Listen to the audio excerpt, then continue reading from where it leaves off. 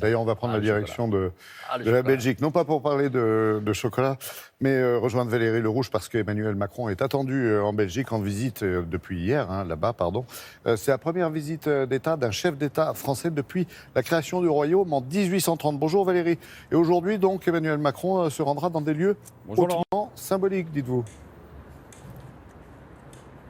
Oui, d'abord Molenbeek, l'une des communes de Bruxelles, tristement célèbre pour avoir été le point de départ des commandos djihadistes lors des attentats du 13 novembre 2015 à Paris. Alors Emmanuel Macron, Brigitte Macron et le couple royal se rendront dans un espace de coworking d'artistes tout à l'heure à 9h. Et puis ils iront à Louvain-la-Neuve, très symbolique aussi, mais pour une toute autre raison. C'est la seule ville nouvelle de la Belgique depuis la création en 1830. C'est pas pour ça que je vous en parle, c'est pour les conditions dans lesquelles elle a été créée. C'est suite au conflit linguistique entre néerlandophones et francophones.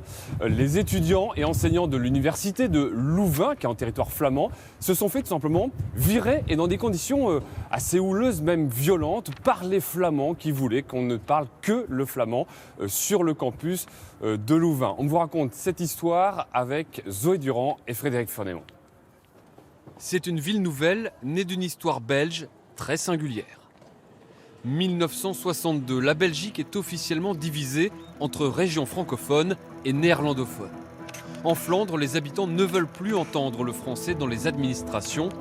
À l'université de Louvain, la direction tente de résister, mais le conflit linguistique dégénère dans la rue.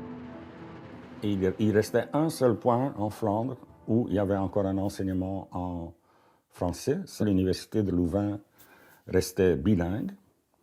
Et puis ça a été le point suivant du mouvement nationaliste flamand pour aussi arrêter ce qu'ils appelaient cette anomalie, qu'on parlait encore français dans cette université-là. Le mouvement étudiant est rapidement récupéré par les nationalistes flamands qui scandent « Wallons dehors ».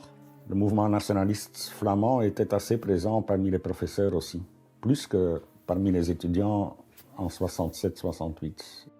Enseignants et étudiants francophones sont alors tout simplement chassés de Louvain et contraints de s'installer 30 km plus loin, côté wallon, au milieu de nulle part. Il y avait un champ, de toute façon, il n'y avait rien ici. La vallée dans laquelle Louvain-la-Neuve est construit était comme ça, c'était des champs. Louvain-la-Neuve est né. Les premiers étudiants arrivent en 1972 dans une ville en plein chantier. Il y a eu un peu de résistance, mais c'était des résistances individuelles, ce n'était pas... On a accepté comme une fatalité le fait qu'il fallait bien qu'on s'en aille, quoi. Le défi crée une véritable ville autour de l'université. Pendant 15 ans, il y a eu plus d'étudiants que d'habitants. Aujourd'hui, le pari est réussi. Il y a beaucoup de gens qui n'y croyaient pas. Je n'y croyais pas, je me disais, mais non, ça va. Les gens ne vont jamais venir habiter là. C'est plein de gens qui habitent ici. Une histoire qui a laissé son empreinte encore aujourd'hui sur le campus. Pour moi, c'est quand même un miroir des relations qui ont souvent été conflictuelles entre les Wallons et les Flamands, et qui le sont parfois encore. Signe d'apaisement, l'université francophone de Louvain-la-Neuve organise aujourd'hui des cours en collaboration avec celle de Louvain, la flamande. Et donc, conflit linguistique toujours d'actualité ou enterré ? Alors pas à ce point quand même, mais on parle encore régulièrement de conflits qui font la une des journaux, notamment au moment des élections dans les communes à facilité. Qu'est-ce que c'est ?